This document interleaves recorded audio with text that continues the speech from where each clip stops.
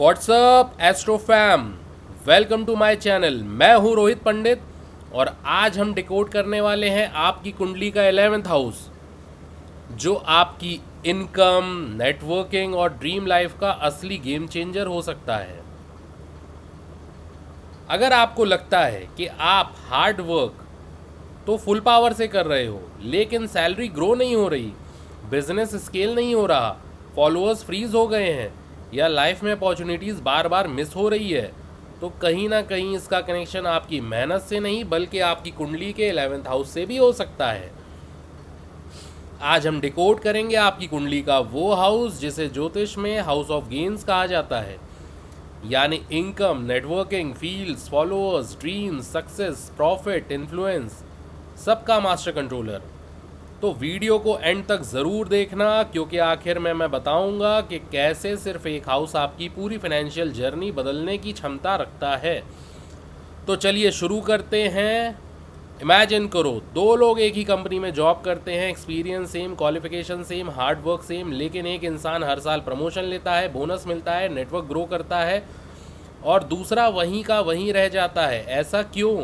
क्या सिर्फ लक, क्या सिर्फ स्किल, या फिर क्या आपकी कुंडली में कोई हिडन कोड है जिसे आज तक आपने इग्नोर किया?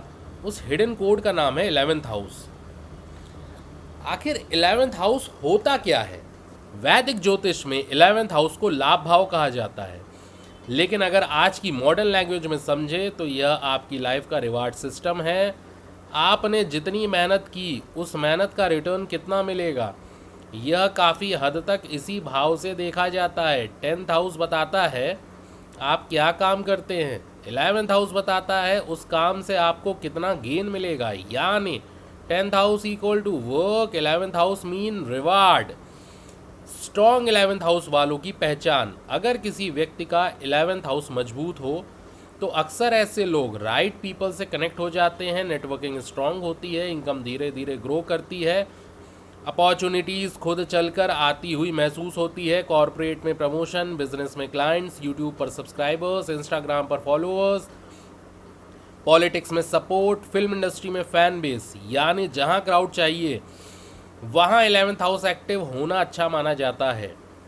सोशल मीडिया एरा: आज का टाइम डिजिटल एरा है। पहले लोग नेटवर्किंग पार्टीज में करते थे, आज networking Instagram, LinkedIn, YouTube, Telegram, WhatsApp community, Discord, इन प्लेटफॉर्म पर होती है।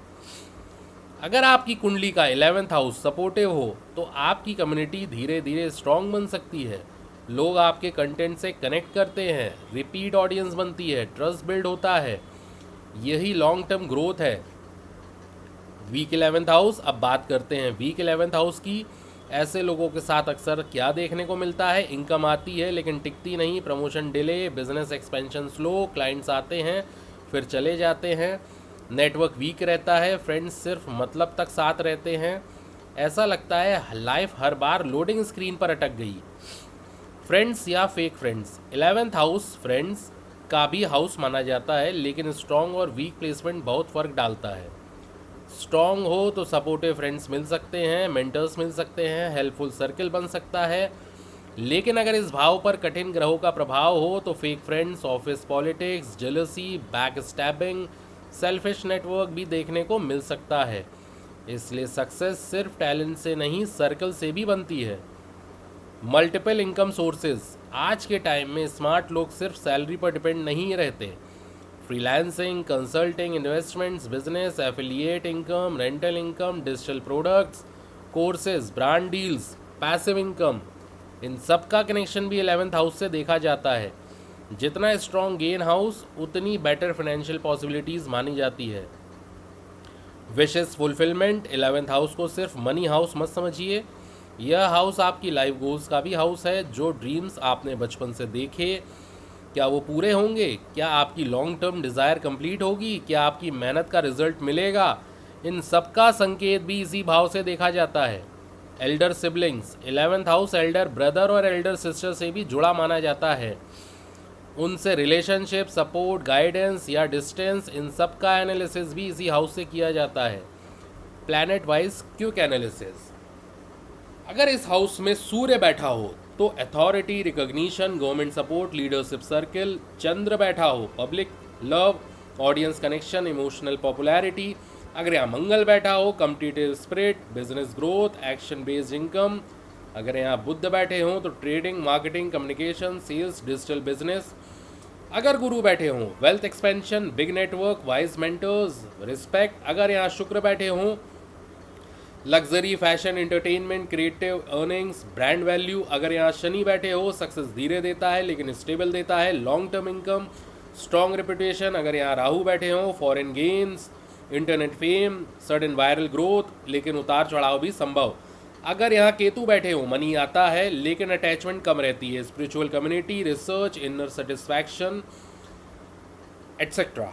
सबसे बड़ा सीक्रेट, अगर आपकी कुंडली का 10th हाउस स्ट्रॉन्ग है लेकिन 11th हाउस वीक, तो मेहनत बहुत होगी लेकिन रिटर्न कम महसूस हो सकता है।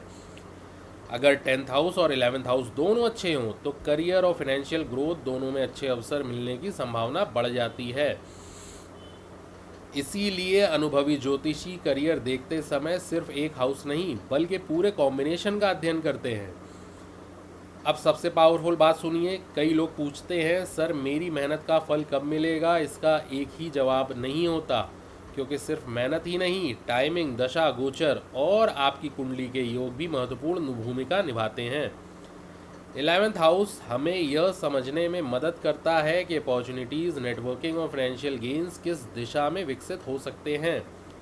लेकिन याद रखिए, कुंडली रास्ता दिखाती है, मंजिल तक आपको अपने कर्म ही पहुंचाते हैं। अगर स्किल अपग्रेड करते रहेंगे, नेटवर्किंग इम्प्रूव करेंगे, कंसिस्टेंसी रखेंगे, तो स्ट्रॉन्ग 11th हाउस उस ग्रोथ को और सपोर्ट कर सकता है। और अगर वीक है तो इसका मतलब फेल्योर नहीं बल्कि स्मार्ट प्लानिंग और एक्स्ट्रा एफर्ट की ज़रूरत है। अगर आपको आज का वीडियो पसंद आया तो लाइक ज़रूर करें, कमेंट करके बताइए कि आपकी कुंडली में 11th हाउस में कौन सी राशि या कौन सा ग्रह है। अगर आपने अभी तक चैनल सब्सक्राइब नहीं किया है तो अभी सब्सक्राइब कर लीजिए, क्योंकि यहाँ एस्ट्रोलॉजी को ब्लाइंड बिलीव नहीं, लॉजिक, साइकोलॉजी और रियल लाइफ एग्जाम्पल्स के साथ आसान भाषा में समझाया जाता है। मैं हूँ रोहित पंडित, मिलते हैं अगले वीडियो में। तब तक सीखते रहिए, ग्रो करते रहिए और अपनी कुंडली को समझते रहिए। धन्यवाद।